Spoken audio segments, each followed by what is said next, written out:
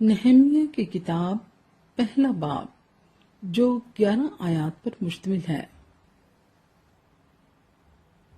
نہمیہ بن حقلیہ کا کلام۔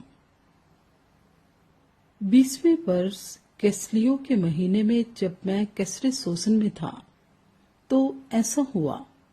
کہ حنانی جو میرے بھائیوں میں سے ایک ہے اور چند آدمی یہودا سے آئے، اور میں نے ان سے ان یہودیوں کے بارے میں جو بچ نکلے تھے اور اسیروں میں سے باقی رہے تھے اور یروشلیم کے بارے میں پوچھا۔ انہوں نے مجھ سے کہا کہ وہ باقی لوگ جو اسیری سے چھوٹ کر اس صوبے میں رہتے ہیں نہایت مصیبت اور ذلت میں پڑے ہیں، اور یروشلیم کی فصیل ٹوٹی ہوئی اور اس کے پھاٹک آگ سے جلے ہوئے ہیں۔ جب میں نے یہ باتیں سنی تو بیٹھ کر رونے لگا اور کئی دنوں تک ماتم کرتا رہا اور روزہ رکھا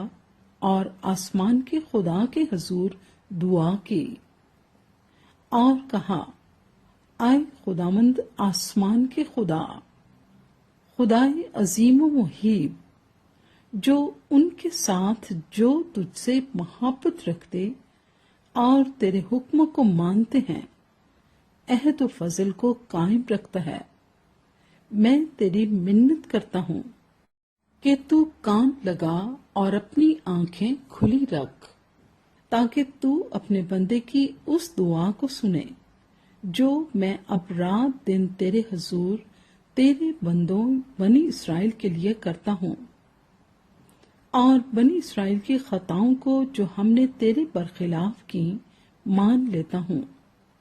اور میں اور میرے آبائی خاندان دونوں نے گناہ کیا ہے۔ ہم نے تیرے خلاف بڑی بدی کی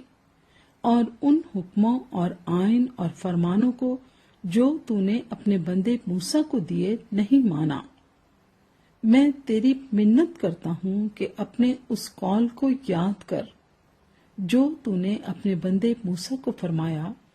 کہ اگر تم نافرمانی کرو تو میں تم کو قوموں میں تتر بتر کروں گا،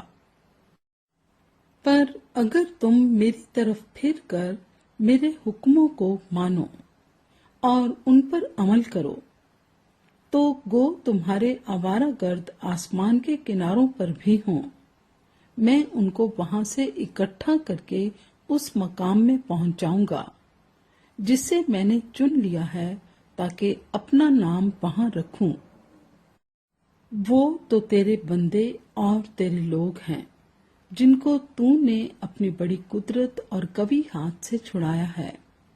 اے خداوند، میں تیری منت کرتا ہوں کہ اپنے بندے کی دعا پر اور اپنے بندوں کی دعا پر جو تیرے نام سے ڈرنا پسند کرتے ہیں کان لگا،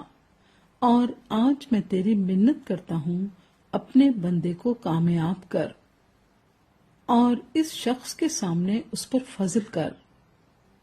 میں تو بادشاہ کا ساقی تھا۔